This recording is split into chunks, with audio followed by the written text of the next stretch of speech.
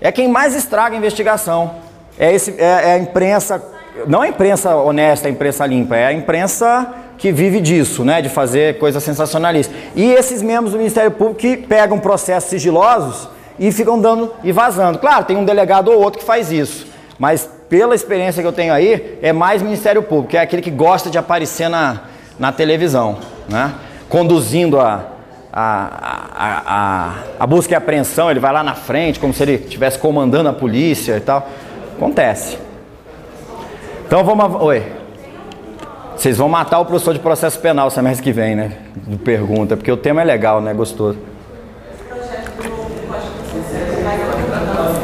De provas eu ainda não vi. Mas eu tô... até bom você me lembrar. Semana que vem eu vou ligar para pedir uma audiência com o ministro Fux, que é o presidente da comissão do Senado, que está trabalhando a reforma, o anteprojeto. A gente vai pedir, eu vou com o diretor lá para convidá-lo para fazer uma palestra aqui sobre o novo Código de Processo Civil, tá? Aí a gente já pode até se preparar. Eu quero ver se a gente consegue nesse semestre.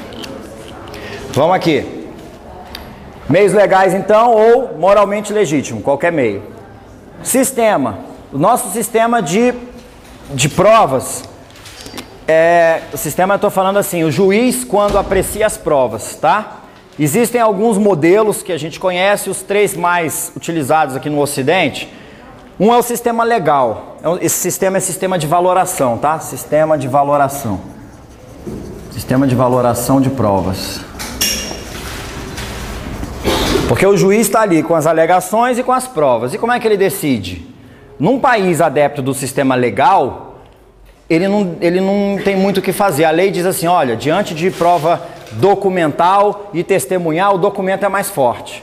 Então, se o autor trouxe documentos e o réu testemunhas, não, os documentos são mais fortes. O legislador é que dá o valor da prova, tá? Comparando as provas. Esse sistema legal, não é o nosso, tá? O nosso é uma espécie de sistema misto. A gente tem uma ou outra exceçãozinha que o legislador dá uma valoração. Vou dar um exemplo para vocês. Depois eu lembro do artigo, agora fugiu o número. Mas tem um artigo que diz o seguinte: naqueles processos que você só tem prova testemunhal, essa prova unicamente testemunhal não pode ser aceita em processos que discutam contratos acima de X salários mínimos, tá? Então, é o legislador dizendo, ó, num caso assim, a prova testemunhal vale menos do que documento, ok? Não é o nosso. Um outro modelo é o da livre convicção, sem esse motivado aqui. Esse modelo é perigoso, né? É o seguinte, o juiz conhece os fatos, vê as provas, decide e não diz por quê. Qual foi a prova que o convenceu e por que aquela prova o convenceu? É livre. Ah, eu me convenci. Acabou. Sem motivo. Não é o nosso. O nosso, como eu coloquei aqui, livre convicção motivada. O juiz é livre para apreciar a prova, ele é livre até para produzir a prova, tá? Todas essas provas aqui podem ser determinadas a sua produção de ofício. Agora, o juiz pode até no meio de uma audiência, uma testemunha fala não sei o que e fala de uma terceira pessoa. O juiz pode suspender a audiência, mandar intimar essa terceira pessoa e ouvir essa pessoa, ok? Mas ele vai sempre ter que dizer por que aquela prova o convenceu, tá? Por isso persuasão racional é só um outro nome, mas mesma ideia. Ele tem que dizer, é um ato, julgar é um ato de razão, em que ele vai pegar os fatos, vai pegar as normas, vai pegar as provas que em tese comprovam os fatos e vai criar um raciocínio lógico e vai expor esse raciocínio, que é para que o julgador que for rever essa decisão possa saber se nesse processo não houve um vício, né? Não tem razão nenhuma em pegar e dizer assim, ó, eu acho que o autor tem razão, porque muito embora ele tenha uma testemunha dizendo que aconteceu o que ele alega, e o réu tenha vários documentos e duas testemunhas dizendo que não aconteceu, eu acho que o autor tem razão. Aí, se ele explica isso, está na cara que isso não é razoável nem racional. Então o desembargador pode pegar e dizer, não, peraí, tem uma mácula aqui, né? Se o cara pega e fala que o réu produziu prova mais consistente, como é que ele pode dar ganho de causa para o autor, tá? Então essa é a ideia do sistema de valoração. É uma espécie mista, assim. Ela tem uma livre convicção, mas que é motivada, mas também a gente tem aí umas pequenas exceções, umas 2 no código que cria uma certa hierarquia de provas. Mas é bom vocês decorarem esse nome, tá? Porque vocês sempre vão ter que se deparar com ele. Vai sempre aparecer ou um ou outro. Livre convicção motivada ou persuasão racional. Quando a gente fala em ônus da prova,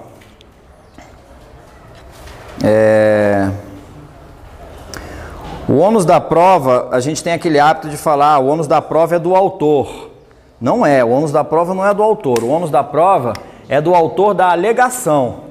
Ou seja, o ônus da prova é de quem alega, tá? Por que eu estou falando isso? A gente já estudou defesa de mérito indireta. A gente já estudou questões preliminares. Então, a gente sabe que na resposta do réu, ele pode trazer alegações novas, fatos novos, que dependem de prova. E ele é que trouxe a alegação, a ele cabe o ônus da prova, ok? Então, a gente tem que pensar sempre, não que o ônus da prova é do autor, o ônus da prova é de quem alega, tá? Quem trouxe a alegação para o processo tem o ônus de provar. É um ônus. Se ele não provar, o que vai acontecer? O juiz simplesmente vai ignorar aquela alegação dele. Aquela alegação não serve para nada, tá?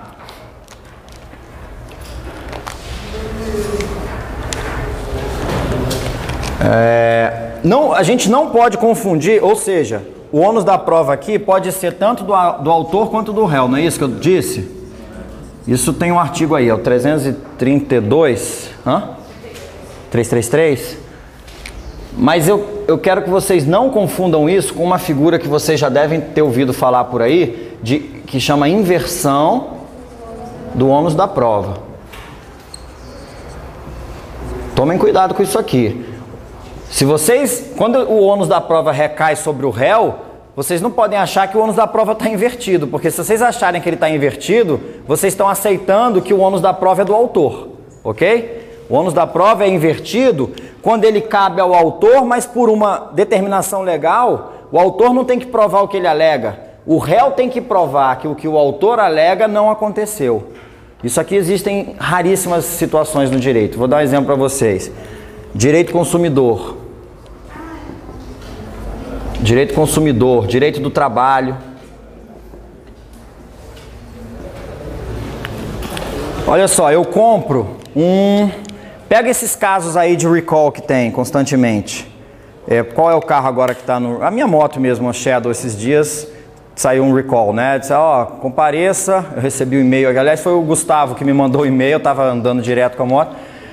Mandou um e-mail dizendo que podia a moto pegar fogo comigo andando, porque tinha um problema no cabo da bateria, né? Vocês vão estudar lá, quem optar por fazer civil no 8º semestre, concentrar em civil, vocês vão fazer a matéria de direito consumidor, responsabilidade civil. Vocês vão ver que existem vícios de várias naturezas na coisa. No caso desse recall do cabo, isso pode ser um vício, ou um vício de produção, na hora de fazer o cabo, mas aparentemente, nesses casos de recall, é vício de concepção, é vício do projeto originário.